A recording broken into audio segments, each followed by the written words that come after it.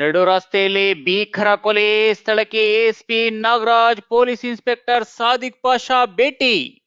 ನಡು ರಸ್ತೆಯಲ್ಲೇ ಭೀಕರ ಕೊಲೆ, ತಲೆಯ ಮೇಲೆ ಸಿಮೆಂಟ್ ಇಟ್ಟಿಗೆ ಎತ್ತಿ ಹಾಕಿ ಕೊಲೆ ಮಾಡಿರುವ ಘಟನೆ ದೊಡ್ಡಬಳ್ಳಾಪುರ ತಾಲೂಕಿನ ಹೊರವಲಯದ ಬಾಶೆಟ್ಟಹಳ್ಳಿಯ ಖಾಸಗಿ ಹೋಟೆಲ್ ಒಂದರ ಸಮೀಪ ನಡೆದಿದೆ.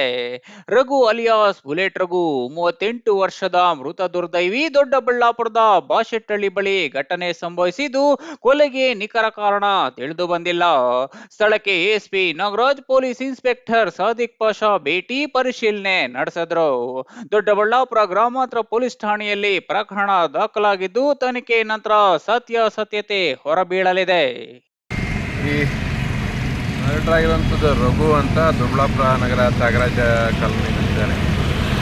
38 ವರ್ಷ. ಕಳೆದ 6-7 ವರ್ಷದಿಂದ ಬೆಳಗಾಮಲ್ಲಿ ಒಂದು ಖಾನಾವಳಿ ಹೋಟೆಲ್ ಇಟ್ಕೊಂಡು ಅಲ್ಲೇ ಒಂದು ಹುಡುಗಿನ ಲವ್ ಮಾಡಿ ಮದುವೆ ಮಾಡ್ಕೊಂಡು ಅಲ್ಲೇ ವಾಸ ಇದ್ದಾನೆ. ಒಂದು ವಾರದ ಹಿಂದೆ ಬಂದಿದ್ದಾನೆ ಅಂತ ಮಾಹಿತಿ ಇದೆ. ಈ ಹಿಂದೆ ಒಂದಿಬ್ಬರ ಜೊತೆ ಗಲಾಟೆ ಮಾಡಿಕೊಂಡು ಒಂದು ಕೇಸಲ್ಲಿ ಕೌಂಟ್ರಾಗಿ ಅವ್ರನ್ನ ಕಾಂಪ್ರಮೈಸ್ ಮಾಡ್ಕೊಂಡಿದ್ರಂತೆ.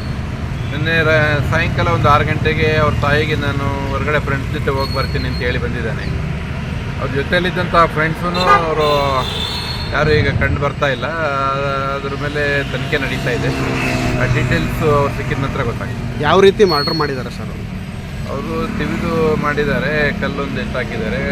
ಆಲ್ಕೋಹಾಲಿಕ್ ಡ್ರಂಕನ್ ಸ್ಟೇಜಲ್ಲಿ ಕಂಪ್ಲೀಟ್ ಜಾಸ್ತಿ ಕುಡಿದಿದ್ದಾರೆ.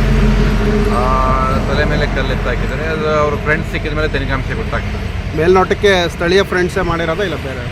ಅದು ಮೇಲ್ನೋಟಕ್ಕೆ ಹಂಗೆ ಕಾಣಿಸ್ತಾ ಇದೆ. ಅವ್ರನ್ನ ಈಗಾಗಲೇ ತಂಡ ರಚನೆ ಮಾಡಿದ್ವಿ.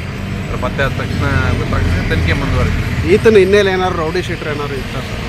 ಈ ರೌಡಿ ಶೀಟ್ ಏನೇ ಇಲ್ಲ, ಸಣ್ಣ ಒಂದು ಘಟನೆ, ಒಂದು ಸಿಂಪಲ್ ಹರ್ಟ್ ಕೇಸ್ ಒಂದು ಆಗಿತ್ತು.